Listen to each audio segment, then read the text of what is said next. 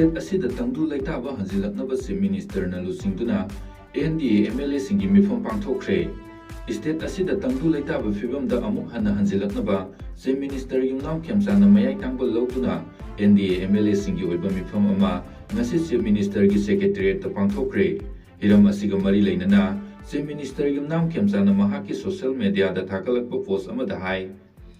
ngasi pangtholiba mifam aduda lamdam asigi lengaglon amadi administration gi matangda kupna khanakhibaga loinana state asida hanagum tangdu leitaba fibam aduda amu hanjilaknaba hotnabada lenga asina laukalakadaba thabak thoram singi matangda kupna khanakhi lenga asina lamdam asigi mipum khudima ngak senanaba amadi yaifanabagi tamakta khongfam sena leptuna thabak thoram kaya paikhaliba amadi state asida tangdu leitaba hanjilaknaba amadi chawkhatpa maikairomda changsinnaba hotnaminasi haina Chief Minister Yumnam Khemchana thagapa post aduda phongdokli press na phangbu pawgi matung inna ngasi phangthokkiba mifam aduda NDA MLA ayamba saruk yakhibaga loinana mifam aduda maru oina hojik state asigi oiriba fibam amadi academic atmosphere da piriba akaibasing asigi matangda kupna khanaduna MLA singna lawgadaba tawdangsing kupna khanaduna state asida hanagum mahiloisangsing mahitamba phongnanaba hotnabada leingakna tawdang lawnaba su khanakhi hairi.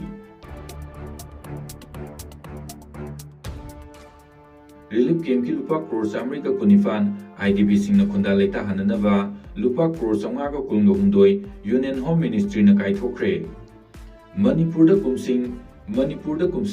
lising aniga kumdoi me ahumdagi tangdu leita da fibam da lakpadagi lanjena tuna leiriba miyoi sing relief camp da leibada tangai fadana changadaba polam sing pinanaba lupa crore chaniga nifunithoi dasmi kuntraga taro amasung Kunda leita hanabagidama lupa crore chamgaga kulhumdoi Union Home Minister na kaithokkiba leikre wafam adu Manipur Congress ki lusingba ama oiriba Hareswar Goswami na thakiba ITI gi faukunda Manipur lenga ki Home Department na phongdokhibani official oiba record adugi matung inna kumsing lising aniga kulga humdoi gi me ahumdagi chatliba sahi asigi mas kuntra fawbada miyoi lising yangkhai nifan Janipan ga marfuma thoi lanjena duna lerakli hairi sahi asigi mas tara fawbada Relief camp samaga humdraga mari hangduna leiri aduga fabricated house unit lising ahum Manipur Police Housing Corporation Limited na saduna lanjenaraklavasing matam kharagi leinanaba khusinakre irang asida official oina fangba record ki matung inadi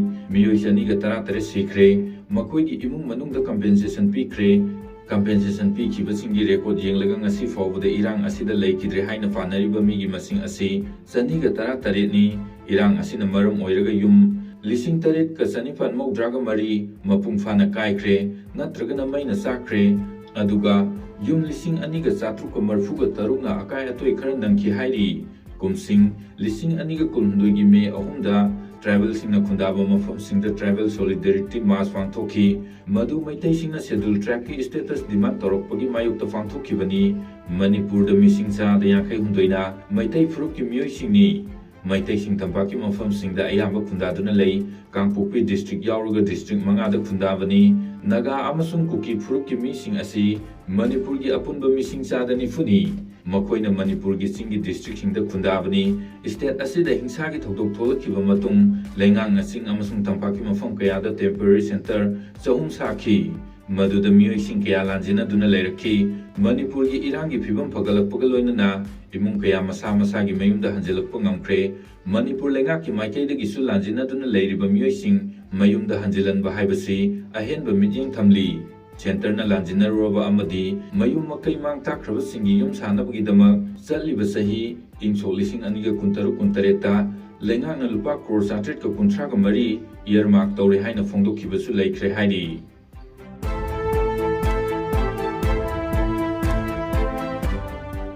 Proxy Lanmi sizinaduna maitai muthanaba hotnaba lalong thengnaminaba matam oire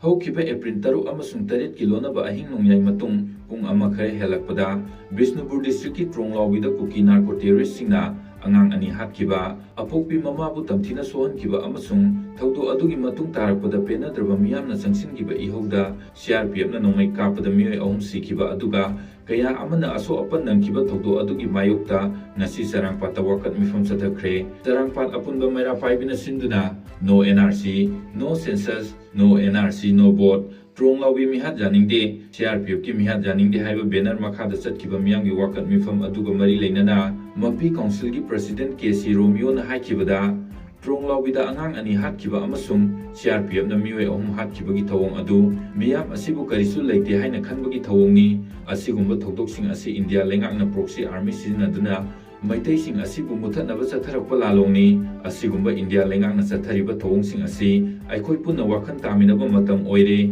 asigumba leibaki luraba tanfam asida aikoi masen amaga hunaduna leirabadi, India lengakna chathariba, Maitei muthatnaba chathariba thawongsing asi thengnaba wagani, proxy army thengnanaba amasung India lengaki aronba lalongsing, maithiba pinaba hotnabada apunbagi pangal mathau tai haiki. Kwakta ki CSO mangagi warep PDA na support tawde hairakli. Ngarang moirang da thokiba laibak thiba thawdo aduga mari leinana ngasi Kwakta da MPAY yauna CSO mangana famkiba mefam aduda lawkiba warep resolution adu People's Defense Army PDA na kaidongning da support tawroi haina PDA ki Publicity Secretary James na khuyek piduna thadorokpa cheron amana hairi.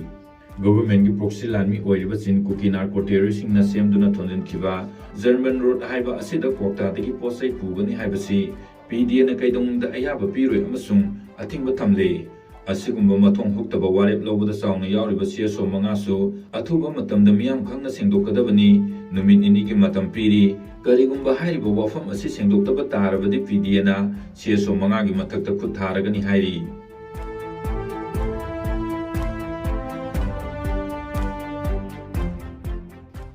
Moirang da truck amadi truck aduda purakpa malsang mang tahankibada chenabani haiba mioi manga Manipur police na fare hairi. Makoising adudi Laisram Abhijit Singh sahi kunga manga thamna pokpi dagini, Kwairakpam Daneshwar Singh sahi kunga manga thamna pokpi village ni, Alex Moirang Them sahi kunga manga ngang khalawai awang lekai dagini, Pairamam Kezer Singh sahi kuntraga taru Ponjengbam lekai amasung Sanabam Chawba Maitei sahi nifuga nipani. Imphal dagi Bangalore da chatkadaba mioi ani CISF amadi airport police ki khutpuna heroin gram samaga nifuga loinana fakhre mioi ani adudi Aslam Khan amadi Sesam Amerikawi makoi ani mayang Imphal dagi ni makoi ani na ensure bottle ki manungda heroin adu haplaga purambani. Moirang lamkhai da ngarang numidang maira paibi amadi miyam na fakhiba DAP harsing adu lengaktagi ayaba lawtaba unauthorized dealer amana lotna singamba oiramle har singlagliba mioi amadi har adubu piragliba Bihar ki company adugi mathakta lengakna chapchaba action lawgani Agriculture Director